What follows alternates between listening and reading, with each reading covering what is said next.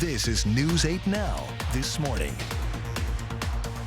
Recent data reveals that domestic violence deaths in Wisconsin are up 18%. We checked in with a local nonprofit on why it's so important to raise awareness before it happens. They don't have to dig out of their wallet, get their bus pass. They can just load up the QR code and be ready to go. A bit like a wedding or a homecoming. I mean, we see people that we don't see at other times of the year, and it just feels so good to be home. Fest is truly family. To get the facility up, to get equipment installed, and to get the equipment running the way we need it. It's funny.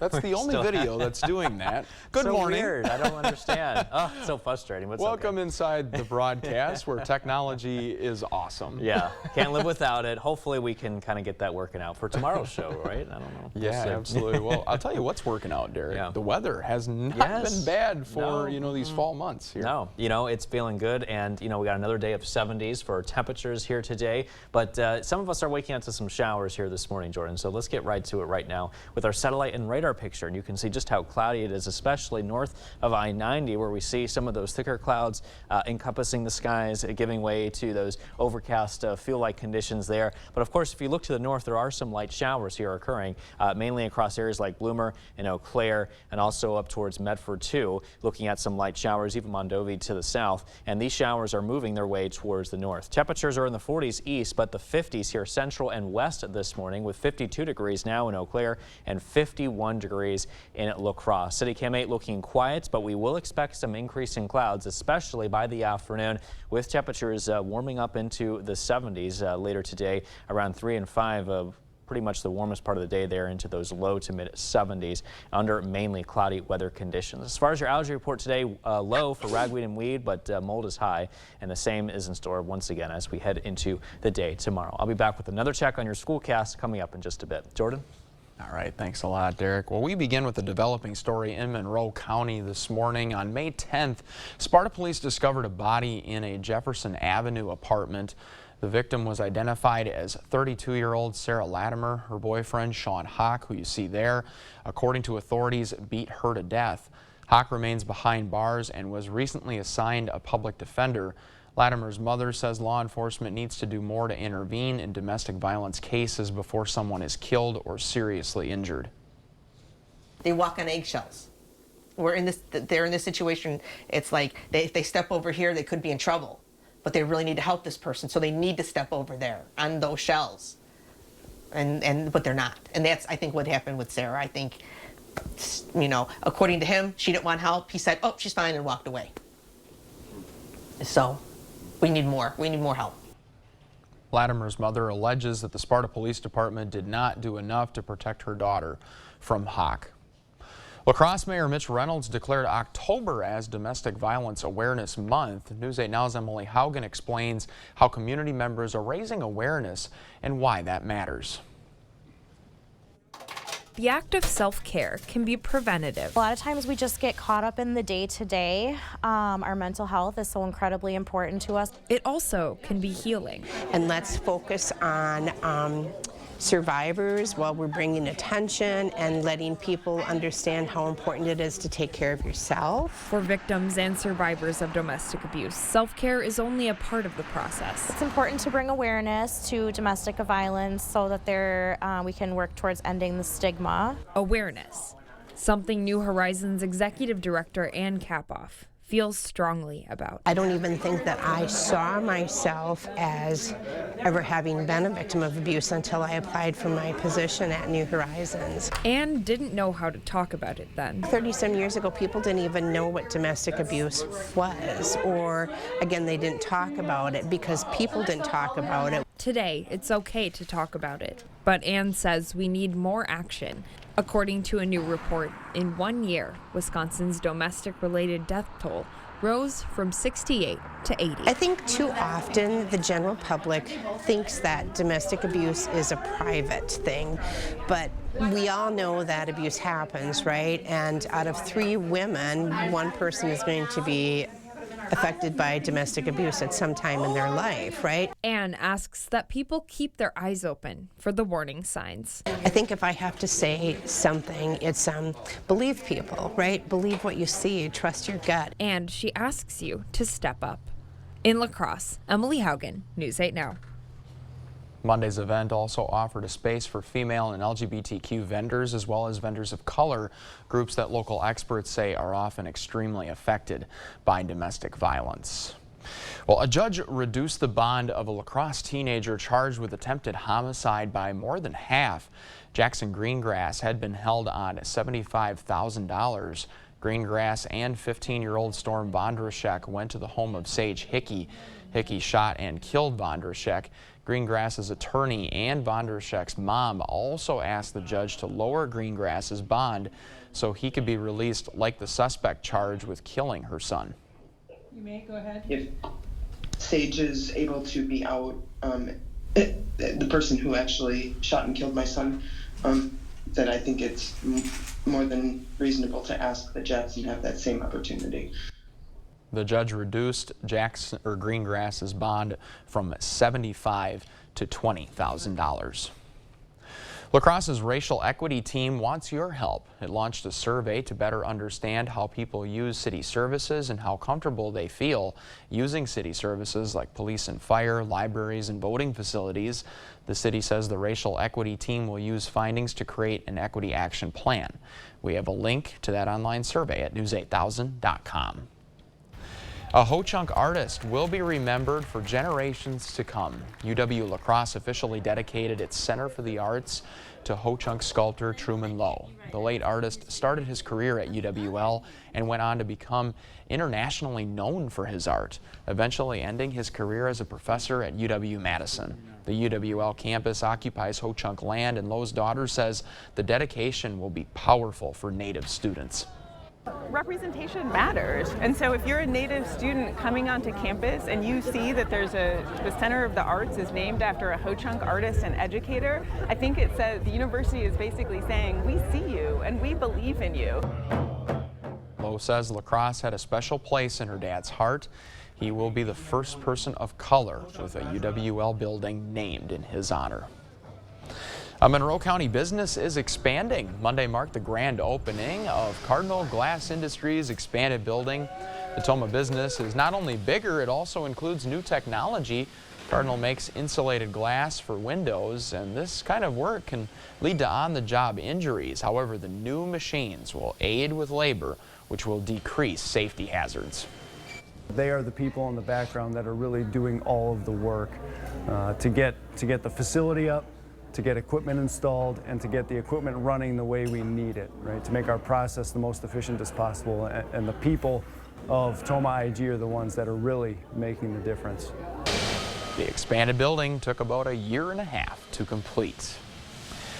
Get ready to warm up. The YWCA of La Crosse is accepting clothing donations through November 1st.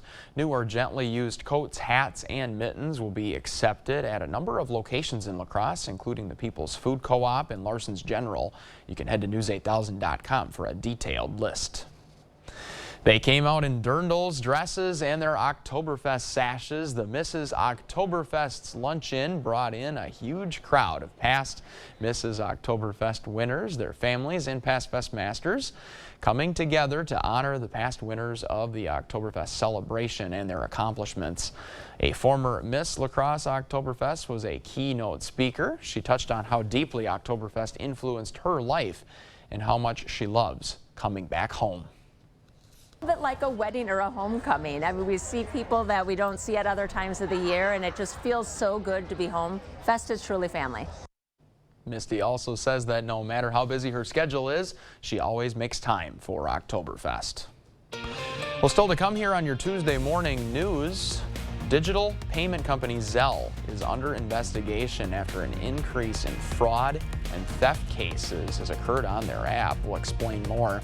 And Christmas trees are expected to be more expensive this year due to a rise in labor and shipping costs. What officials are saying ahead of this holiday season to better prepare yourself. That's all coming up after the break. With that in mind, we are sending you to break with something to put the good in your Tuesday morning. A man in the Milwaukee area recently raffled 2 frozen hamburgers that he's had since 1987.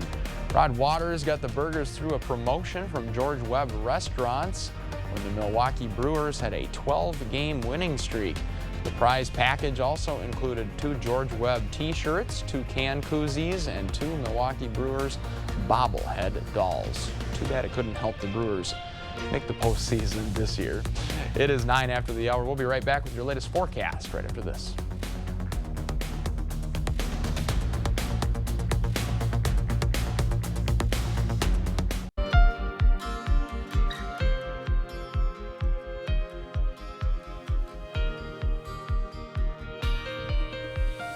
City Cam 8 looking quiet, but most of us are looking cloudy, especially north of I-90, where we're also watching a couple of scattered showers here move their way towards the north. This could affect your morning commute as well. Temperatures are into the 40s east, but 50 central and west here this morning, with 50 degrees currently in Winona. All right, let's get a check down your zone forecast today. Going to be yet another warm day in La Crosse County with highs into the mid-70s. 74 today in Bangor and in West Salem this afternoon, but 76 degrees in Berry Mills. Highs reaching 74 in Soldiers Grove and 73 today in Lafarge. Meanwhile, to the west in Viroqua, 71 degrees. 74 though in Melrose today, with 74 in Black River Falls and 71 down south in Norwalk. 73 to the north in Osseo, with highs reaching 74 in Eau Claire and 72 this afternoon in Stanley. Your schoolcast this morning: partly cloudy skies, 52 degrees. That will continue for the lunch hour, but warmer at 67. Cloudier skies arrive for the afternoon with temperatures at 73. I'll have a check on your full weather forecast in just a bit.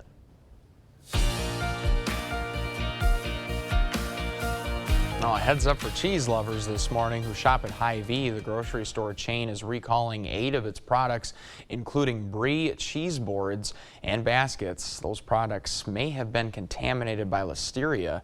As of Monday, no illnesses have been reported so far to Hy-Vee.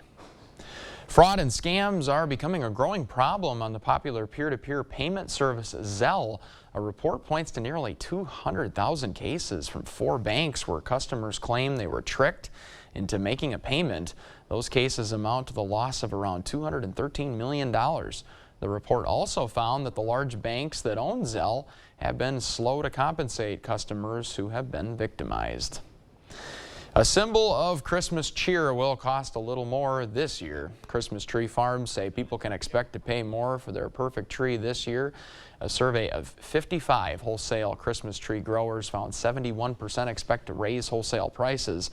Many of them plan to charge retailers 5 to 20% more. Everything from labor and raw materials to shipping trees to retailers has increased over the past year. The fall travel season is in mid-season form, and a new survey finds soaring inflation and recession fears will not disrupt travel plans. In today's Consumer Watch, a look at what you can expect if you take to the sky or hit the road this season. Autumn is here, and the travel industry is hoping to soar past cancellations and delays caused by Hurricane Ian and the chaos of a summer surge as it prepares for a busy fall season amid soaring inflation and recession fears. With a lot of now pent-up travel demand, there's some wonder that maybe this time will be a little bit different. A new survey finds Americans are still making fall travel plans despite higher costs. According to the latest quarterly State of the American Traveler report, close to 2/3 of surveyed American travelers still plan to go on at least one overnight trip in the next 3 months. And for those traveling by car, gas prices are creeping up, a trend that started before Hurricane Ian disrupted some oil production in the Gulf of Mexico, though the main facilities were not directly hit. Nationwide on Monday, the average price for a gallon of regular gas was nearly $3.80. That's up from the recent low of $3.67, according to AAA. But that's not keeping some drivers off the road. Is it going to change as much as I drive? Probably not. It comes as the travel industry braces for a potential airline merger between Spirit and JetBlue, with some travel experts warning it could lead to less competition and give consumers fewer options. So even if you never fly Spirit, you may face higher fares if they no longer are an airline that's competing with the Deltas and the Americans of the world. If you're planning a trip this fall, experts recommend you book flights early, be flexible with your plans, and consider international options. For today's Consumer Watch, I'm Jen Sullivan.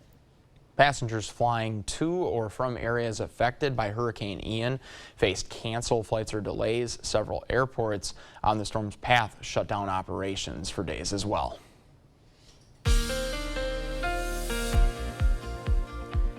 Well, this morning we are waking up to a bit of a cloudy start, especially north of I-90, where we're also watching some scattered showers that are moving towards the north here. Areas like Eau Claire, Stanley, and Bloomer getting affected by some of those showers as they move towards the north. But if we widen out the view here a little bit, you can see we're not really the only ones dealing with the rain and cloud cover. You can see a lot of it here back towards the west in association with this trough of low pressure that is going to have implications on our weather here over the next day or so. Temperatures, though, in the meantime, are at 51 degrees here downtown with southeast winds at around 5 miles an hour. Our river stage is at 4.90 feet and holding steady. We're in the 40s, though, a little bit cooler back towards the east in areas like Black River Falls down towards Volkfield and Sparta here. But the rest of us central and west are looking at temperature readings mainly in the 50s this morning. Our highs, though, today should climb into the low 70s, making yet another very warm above average day in terms of where we stand for this time of the year. But we'll be at 67 degrees, partly cloudy skies by noon, followed by cloudy skies and 72 degrees at 5, mostly cloudy 60 degrees as we get closer towards the 9 p.m. hour this evening. So getting back to that system to the west of us, it's going to continue to move towards the east and drag in that south wind out ahead of it, and also some cloudy skies here throughout the day today and also into tonight. Now, as it inches closer, there is a chance that we could be looking at a couple of spotty showers underneath some of those very thick overcast skies that we're once again expecting for tomorrow thanks to that system. And then you can see to the north, this is our next very strong cold front, which is expected to move in as we head into early Thursday morning. And behind it, very cold, chilly air and a north wind combined with some cloudy skies will make things not only cold outside, but also a bit gloomy here as well, with a slight chance of a shower as we close the work week. And you can see it here on the next 8 days, as a matter of fact. Looking at some rain chances Wednesday, and then cloudy and cold, chilly conditions here as we get ready to close the work week here across the Coulee region. So something to brace yourself for. Make sure to pack out those jackets. You'll probably need that here, especially Friday morning, where we could be waking up to lows in the low 30s. Now, we start to see some warming here by the time we get to this weekend, as highs will climb back up at least into the low to mid 60s, and then the upper 60s to low 70s by Monday and Tuesday. And then our next cool down comes around midweek on Wednesday, as highs will then drop into the upper 50s as from a next cold front. Stay tuned, though. We'll have much more news and weather still to come right here on News 8 Now this morning. But for now, we're taking a very quick break. Here's a look at what happened on this day in history. We'll be right back.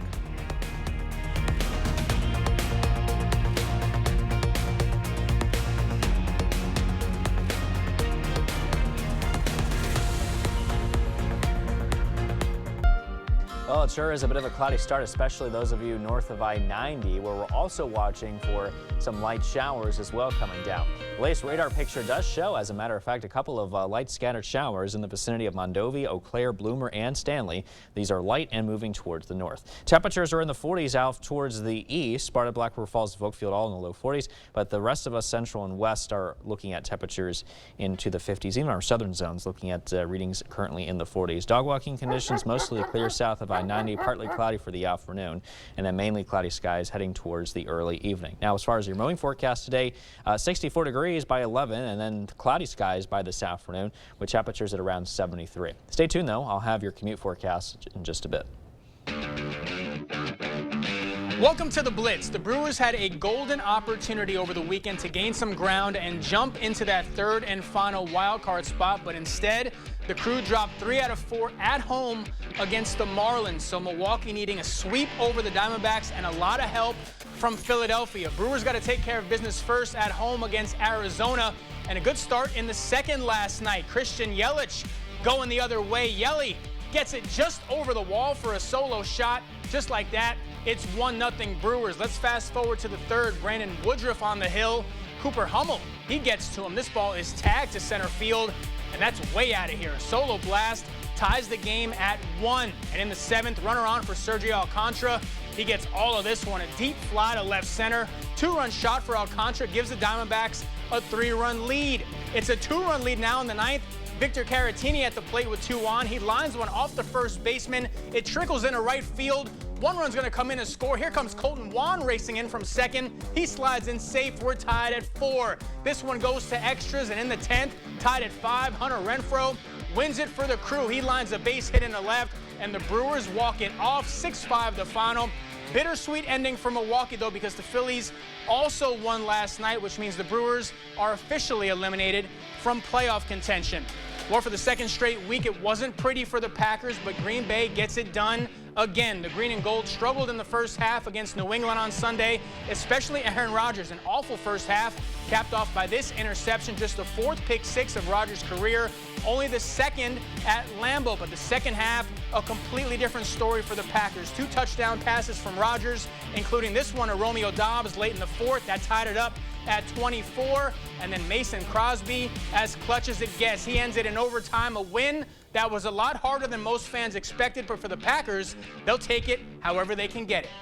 I think it's just another character win. I think those, an OT win that we haven't had in a while. You go down to Tampa and battle that way. I think it's just, you see, what a lot of guys are made of, and our defense came to play again, and we put them in some tough situations, and then when we needed to score, we did. So just another character win. Packers head overseas this week. They'll play the Giants Sunday morning in London. That'll do it for the Blitz. We'll see you tonight. Breaking overnight, at least 76 people are dead after Hurricane Ian struck western Florida. It is one of the strongest storms ever to hit that area. As the death toll still climbs, some are asking whether earlier evacuation orders could have saved more lives. Governor Ron DeSantis says they could have gone for shelter despite forecasts centering around Tampa. Former Florida Senator Rick Scott of Florida says it's important to evacuate the emergency response to each major storm. Another U.S. tech giant is leaving China. Google announced it is ending its translation service in the country.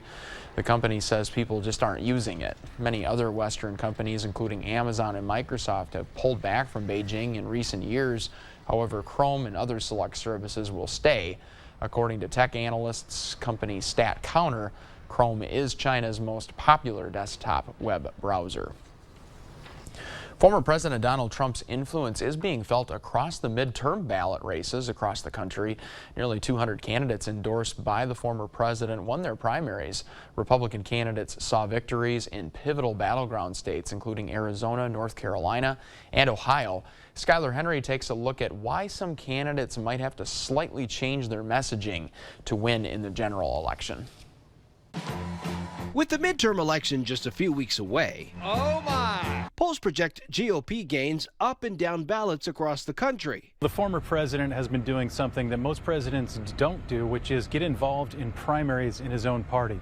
George Washington University professor Todd Belt studies election trends. He says former President Trump's endorsement worked as a Midas touch in primary contests. But candidates who won those races may not see the same effect in the general election. A lot more Democrats are coming out, a lot more moderates are going to be coming out, and so those Trump voters that have been very, very helpful in the primaries aren't going to be able to carry the day. While the economy and crime are major GOP talking points on the campaign trail, Belt says the outrage over the FBI search of Trump's Mar-a-Lago home may be what drives the former president's base to the polls in November. Voters say they're sticking with the party. We are going to lead. Some Trump-backed candidates now representing the party in swing states including Arizona, Ohio, and North Carolina have falsely claimed the 2020 presidential election was stolen, leaving some Republicans concerned the rhetoric could set a dangerous precedent. It's made Maryland's outgoing Republican governor Larry Hogan outspoken against his party's pick to replace him. I made it very clear that this guy should not be the nominee and he shouldn't be governor, but I'm not getting involved in endorsing in the race. But this is not just Maryland, this is happening across the country. Maryland State Delegate Dan Cox, another Trump-backed opponent, is also an election denier. And this election holds the fate of the small band of House Republicans who voted to impeach Trump following the January 6th attack on the U.S. Capitol. Only 2 of the 10 members made it past their primaries, either retiring or losing to Trump-backed opponents. Do you make anything of that, just the fact that those who sort of walked out of lockstep with the rest of the GOP ultimately got kicked out of Congress? Well, they got kicked out in the primary. And of course, Donald Trump is very popular with the base of the Republican Party, and those were the voters in the primary. We'll see if they're going to be successful in the general election, leaving a potential split in party ideology and identity. The latest CBS News Battleground Tracker poll shows Republicans expected to win the House, but since the summer, that number has continued to shrink as Democrats look to continue to gain momentum. Experts say they anticipate the state of the economy to be the main driving force for voters when they head to the polls. The Supreme Court's new term is in progress, along with new justices. Ketanji Brown Jackson, the first black female justice. Jackson is now one of 3 liberals on the Supreme Court, but most expect the conservative majority will continue to push the country to the right. She's going to be writing a lot of dissents for a long time. There's no question about that. There's a 3-person liberal minority on this court. She's one of the 3 liberals. During the court's term, justices will hear cases involving hot-button issues like revisiting affirmative action in college admissions and religious freedom for businesses. Wisconsinites and Minnesotans are joining protests around the globe following a woman's death in police custody in Iran. 22-year-old Masha Amini was arrested 2 weeks ago for wearing her headscarf too loosely. Iran's morality police claim that she suffered a heart attack while in detention. Her family believes she was beaten to death. Protesters around the world have taken to the streets in Iran ever since. Say her name! Mahsa Amini! Say her name! Mahsa Amini! Our heart is with these women and men. There's nothing that I see I can do other than raising these voices and what they've been struggling with. Videos posted on social media and shared by activists showed anti-government protests and clashes throughout Iran. The nationwide demonstrations quickly escalated into calls to overthrow the current government that has ruled Iran since 1979. Female state troopers across Minnesota are in St. Paul as part of the 30 by 30 initiative. It is a pledge to increase the number of female troopers and support staff in the State Patrol by 30% by the year 2030. John Luritson shows us how State Patrol recruiters are using new methods to get women to join the ranks. The goal today is, of course, to talk about recruitment, talk about specifically recruiting women. Surrounded by state troopers and other law enforcement leaders, Colonel Matt Langer signed the 30 by 30 pledge. Right now, about 10% of Minnesota state troopers are women, which is 3% above the national average. But Colonel Langer says it's still not where they want to be. I have recognized over the course of my career some of the ones that stick out in my head as the best bosses that were really hard for all the right reasons, happen to be women. Recognizing that it's a difficult time to recruit for law enforcement, State Patrol leaders talked about looking at their own policies to make sure they're gender-friendly for women. They also talked about using new recruitment strategies. One of the things that one of the agencies was trying was they were actually setting up a recruitment booth at a Christmas bazaar, knowing that there would be a large number of females at this particular event. We have to look through our policies and see what we can do to draw a larger percentage of our applications towards females. Captain Christina Bogoyevich is a commander in the Rochester district. She points out that 50% of the population in Minnesota is female. That's why she believes the 30 by 30 goal is achievable. As a female, realize that you bring a different perspective to law enforcement. Not better, not worse, but just a different perspective, again, to serve the communities. Now, the 30 by 30 pledge wasn't just for the State Patrol officers, but it was also to recruit more women in careers that support law enforcement across the state. Well, it took almost 2 years of debate in the state legislature, but workers are now days away from receiving hero pay as their reward for working through the pandemic. The Minnesota Temporary Commissioner for the State Department of Labor announced that more than 1 million frontline workers in Minnesota will begin receiving hundreds of dollars in hero pay. Today might not seem much more than a thank you, but it's a true recognition for families of 1, even 2 frontline workers who made Minnesota safe.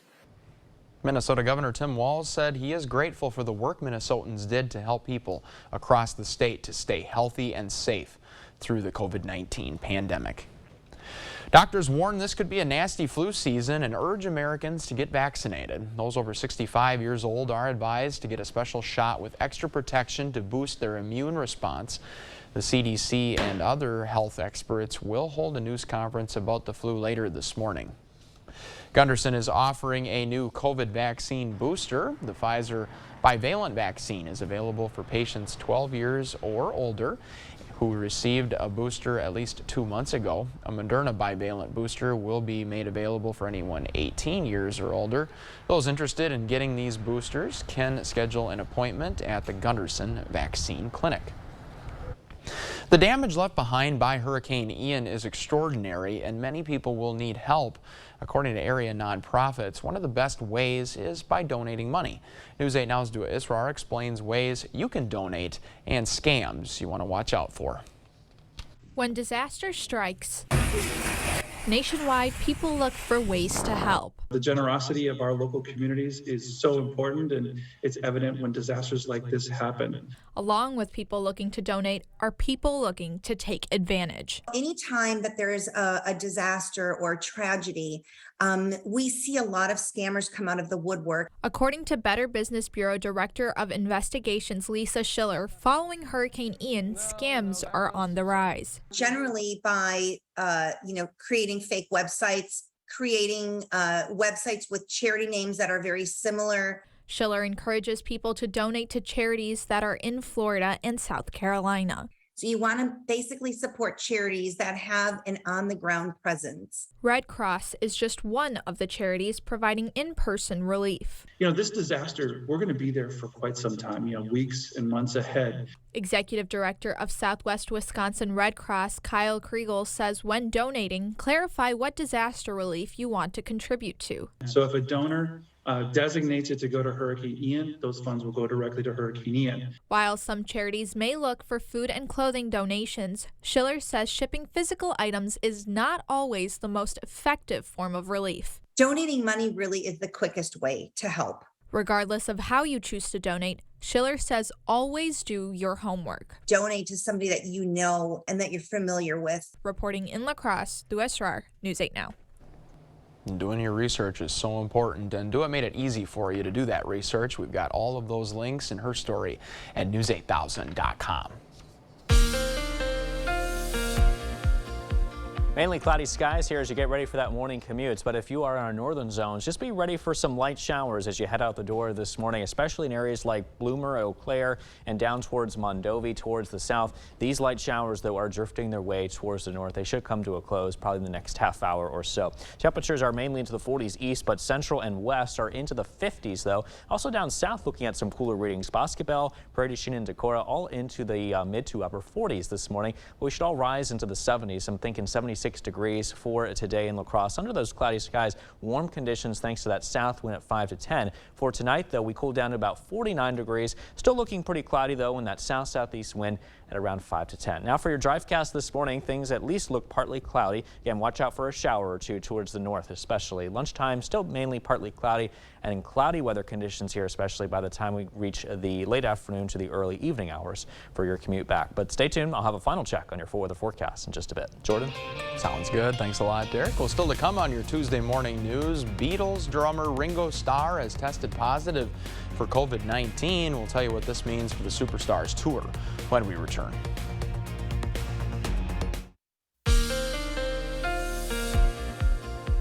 Pretty cloudy start this morning with some light showers here, mainly to the north, affecting areas like Bloomer and Eau Claire. We're also watching this affect Stanley, but it looks like these showers here are weakening as they drift towards the north. And this is really in association with this trough of low pressure to the west, which is responsible for bringing clouds and rain showers to our neighbors across portions of the upper Midwest and the Central Plains as well this morning. So as you can see, we're really not the only ones dealing with the cloudy and a bit of a wet start here this morning across portions of the Midwest. Let's talk about what's happening now, though. Currently locally in La Crosse, 51 degrees, southeast winds at 5. Our river stage is at 4.90 feet and holding steady. We're in the 40s towards the east and also south, but those central and western locations, as well as Eau Claire to the north, are mainly in the 50s this morning. Our highs today, though, should rise into the low 70s, expecting 74 in Eau Claire, 74 there in Eau Claire, 74 Black River Falls, and 74 today in Winona, 73 in Sparta, highs reaching in the 70s down south as well. Your daycast today, partly cloudy skies by noon, 60 67 degrees. Cloudy skies, 72 by 5, and mostly cloudy weather conditions still holding on for us, unfortunately, as we head towards the evening. Temperatures at around 60 degrees. So getting back to that system to the west of us, it is going to move closer toward us and provide that south wind to work with today and also into tonight, also helping to increase the cloud cover as well. Now, as it inches closer, there is a chance that we could be looking at a couple of spotty showers as that system nears us as we head into early in the day on Wednesday. Otherwise, expect yet another cloudy day before this next system in the form of a very strong cold front begins to move through. It should pass through by early Thursday morning, dragging in some very brisk air out of the north and also creating somewhat chilly conditions as the wind speeds begin to pick up. Not to mention pretty cloudy weather conditions at the same time as well should move in here as we head into early Thursday at least. And then you can see those cloudy weather conditions stick around through at least Friday, with temperatures much colder, dropping into the low 60s on Thursday, followed by the low 50s on Friday. And in fact, Friday morning, we could be waking up as low as 31 degrees. Then we start to warm up into the 60s Saturday and Sunday, followed by the upper 60s Monday and Tuesday before our next cool down arrives by mid next week on Wednesday. Highs then will drop into the upper 50s. In our Buzz report this morning, a surviving member of the Beatles is delaying his tour due to COVID-19. Ringo Starr shared that he has tested positive for the virus. The 82-year-old musician was set to perform in Michigan on Saturday night when the venue announced that the show was canceled just hours before it was scheduled to begin. Starr intends to be healthy for his show on October 11th. You're going to have to remember your order of operations if you want to be sure to be what is sure to be one of the hottest tickets next summer if you want to be there. Using a series of mathematics symbols, Ed Sheeran announced a new tour. He is calling this new album the Mathematics Tour. The tour kicks off on May 6th and includes 21 dates. With that in mind, we've got some birthdays to celebrate this morning. That's right. Happy birthday to Madison, who's turning 8 today. Madison loves to swim and play with her dog, Bella. And another happy birthday this morning to Hudson, who is turning 8 today. Hudson is a second grader who wants to be a builder when he grows up. For those who are watching, we have some exciting news to share. Look Who's 8 is expanding its age range. We're adding the age 18 to our list of birthday shoutouts. Yeah, so if you know a special someone turning 8 months, 8 years, 18 years, 80 years, or 88 years old soon, we'd love to feature them. And just upload their photo to our website. It's news8000.com and look for the Submit Pictures button. That's under the Home tab on our website. Well, we hope you can stay with us. We got your latest forecast and everything you need to know news-wise coming up in your Morning News Now next.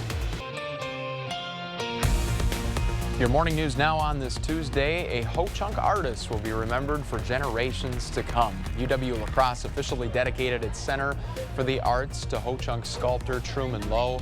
The late artist got his start at UWL and went on to become an international artist, ending his career as a professor at UW-Madison. The UWL campus occupies Ho-Chunk land, and Lowe's daughter says the dedication will be powerful for Native students. Representation matters. And so if you're a Native student coming onto campus and you see that the Center of the Arts is named after a Ho-Chunk artist and educator, I think it says the university is basically saying, we see you and we believe in you. Lowe will be the first person of color with UWL with a building named in his honor. October is Domestic Violence Awareness Month. The Reach Center hosted a Dare to Self-Care event on Monday to help community members distress. The event included self-care stations, therapy dogs, and shopping from women, LGBTQ vendors, and vendors of color. Event organizers say self-care and mental health are an important part of Domestic Violence Awareness Month. Our mental health is so incredibly important to us, whether we are victims and survivors of abuse or not, but even more so when you're experiencing trauma in your life, whether it was in the past or currently. So just taking a few moments for yourself. La Crosse Mayor Mitch Reynolds has also officially proclaimed October as Domestic Violence Awareness Month. And as you head out the door this morning, skies will turn cloudier throughout the day. Keep that in mind. Temperatures will be warming up into the 70s, though, thanks to a south wind. Slight chance of a shower possible as we head into the evening. In medical news this morning, Gunderson is offering a new COVID vaccine booster. The Pfizer bivalent vaccine is available for patients 12 years and older who received a booster at least 2 months ago. A Moderna bivalent booster will soon be available for anyone 18 years or older. Those interested in getting this booster can schedule an appointment at the Gunderson Vaccine Clinic. MTU is going mobile. Bus riders can now buy passes on their phone and get on the bus using a QR code through their app. MTU officials say it can make getting on the bus easier. They don't have to dig out of their wallet, get their bus pass. They can just load up the QR code and be ready to go. There's a scanner on the bus and you'll hear it beep and the scanner will go green and then you're good to go. To find the app, you just search MTU Mobile Pay in your phone's App Store or in Google Play. We have also posted this information you can check out at news8000.com. La Crosse's racial equity team wants your help. It launched a survey to better understand how people use city services and how comfortable people feel using city services like police and fire, libraries, and voting facilities. The city says the racial equity team will use findings to create an equity action plan. We have a link to that online survey at news8000.com. Well, get ready to warm up. The YWCA of La Crosse is accepting clothing donations through November 1st. New or gently used coats, hats, and mittens will be accepted at a number of locations in La Crosse, including the People's Food Co-op and Larson's General. You can head to news8000.com for a detailed list. And as you head out the door, looking at temperatures mainly in the low 50s, followed by the upper 60s at noon today, and cloudy skies later this afternoon with temperatures warming up in the 70s. Highs today should reach roughly around 76 degrees, and enjoy it because, Jordan, after that, it's going to get pretty cold later this week. True Midwest fall is here. Thank you for joining us. CBS Mornings follows us here, and Derek and I will see you right back here tomorrow at 5 a.m.